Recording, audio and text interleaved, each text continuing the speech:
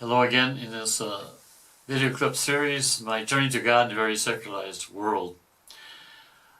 I would like to talk in this video clip, and maybe also the next one, a very fundamental question that is the most fundamental attack today. It's attack on the truth.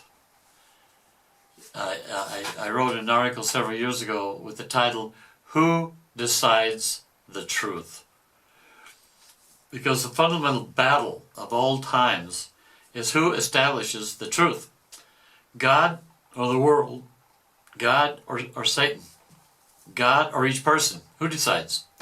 This battle will increase even more in the next few years before the second coming of Christ. Lucifer said, I am God, I decide the truth. And St. Michael the Archangel replied with his name, Who is like unto God? Original sin was the same deception. We read in Genesis 3:4, But the serpent said to the woman, You will not die, for God knows that when you eat of it, your eyes will be opened, and you will be like God, knowing good and evil. Today everyone wants to I decide what is good and evil, not God. Many modern philosophers led us into the Copernican revolution of not seeking any more reality and the truth outside of ourselves by way of our five senses, but inside of ourselves, as if each one of us will be like God, as Satan said to Adam and Eve. John Paul II, in his encyclical Fides et Ratio, he wrote, abandoning the investigation of being, modern philosophical research has concentrated instead upon human knowing. That was number 5 in that encyclical. In this fierce and underhanded battle, it is very important to be wise as serpents and not just innocent as doves. Matthew 10. The words love and mercy are used by the culture of life as well as the culture of death. Satan disguises himself as an angel of light. We as Catholics are very fortunate to have the guidance of the one true church that Jesus Christ founded, the Catholic Church, with the means of sanctification and the sacraments and the fullness of truth from divine revelation to the guidance of the magisterium of the church. You can read this also Lumen Gentium number 8 in the Second Vatican Council, by which the faithful may be configured to Christ.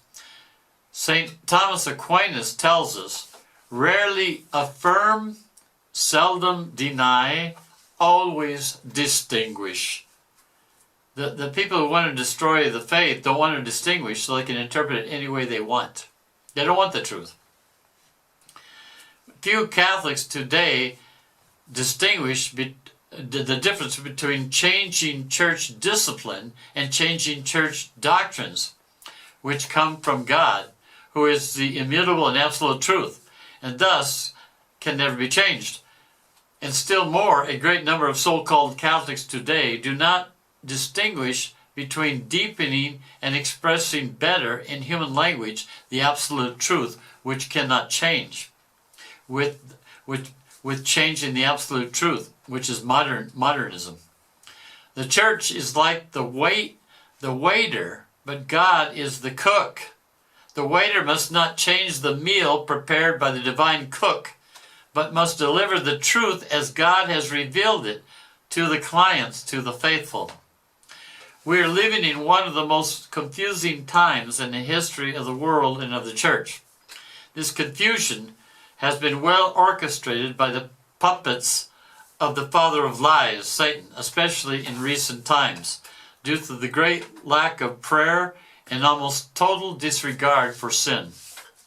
But notwithstanding this grave error, very few Catholics even have a copy of the Catechism of the Catholic Church, that great gift that John Paul II left us. They don't have it in their homes.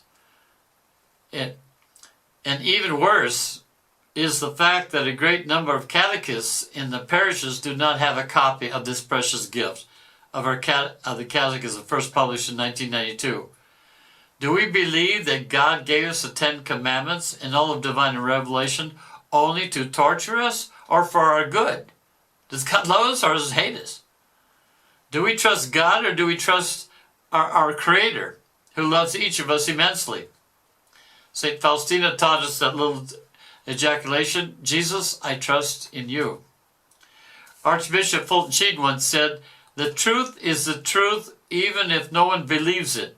Error is error even if everyone believes it. Some of the hottest issues being discussed today are about the sanctity of life, as well as the pastoral care, for example, for homosexuals and divorced and remarried Catholics. Contrast the following quotes from church documents with the confusion being disseminated outside and inside the Catholic Church today. You might read these documents in their entirety. This is from the document Evangelium Vitae. In it we read number 19. We read, a new cultural climate is developing and taking hold, which gives crimes against life a new and, if possible, even more sinister character, giving rise to further grave concern. There is an even more profound aspect which needs to be emphasized. Freedom negates and destroys itself and becomes a factor leading to the destruction of others when it no longer recognizes and respects its essential link with the truth. People say freedom today, but no truth, so I can do whatever I want. When freedom, out of a desire to emancipate itself from all forms of tradition and authority, shuts out even the most obvious evidence of an objective and universal truth, which is the foundation of personal and social life, then the person ends up by no longer taking as the sole and indisputable point of reference for his own choice the truth about good and evil, but only his subjective and changeable opinion, or indeed his selfish interests and whims. This is Evangelium Vitae, number 19.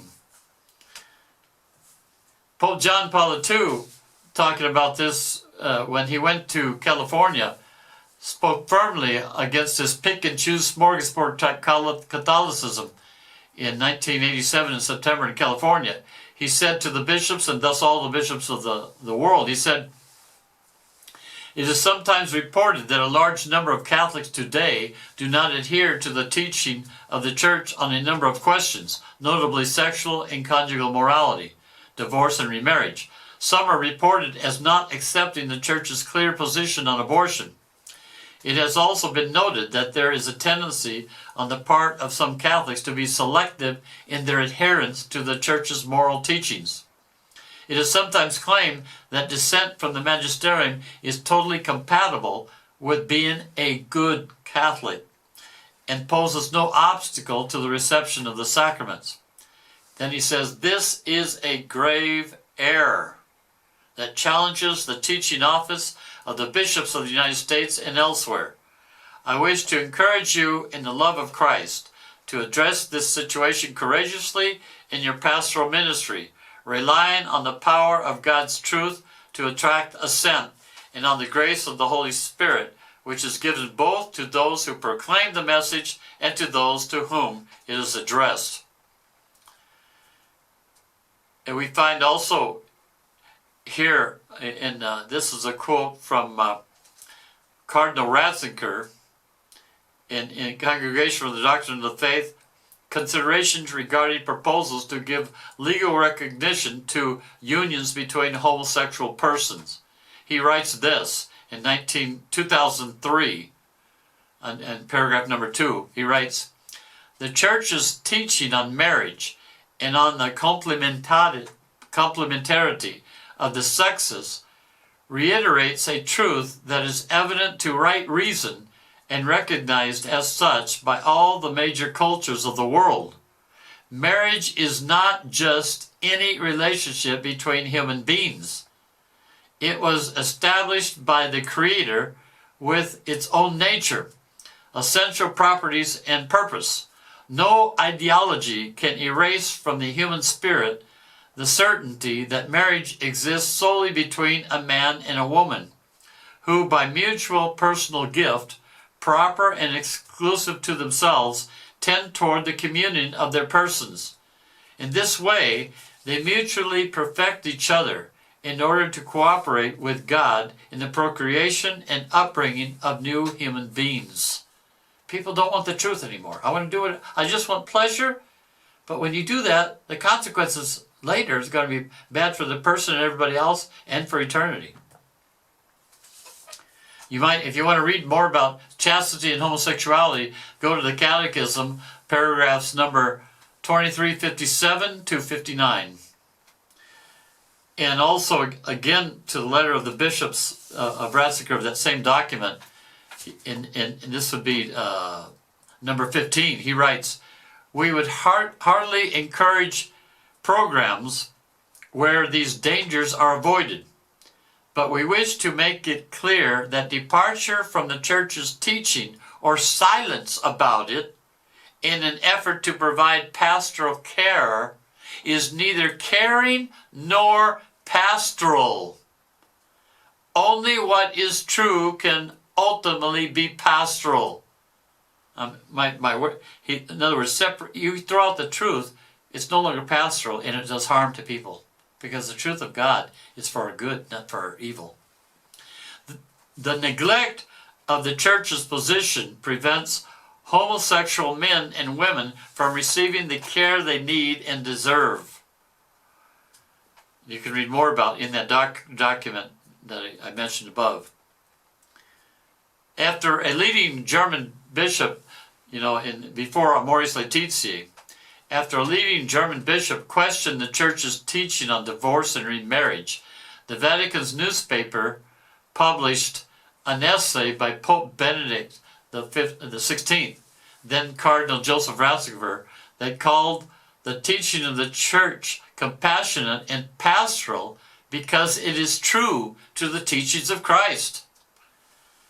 He said here, this was 1998, Cardinal Ratzinger wrote, "Assuredly, the word of truth can be painful and uncomfortable, but it is the way to holiness, to peace, and to inner freedom."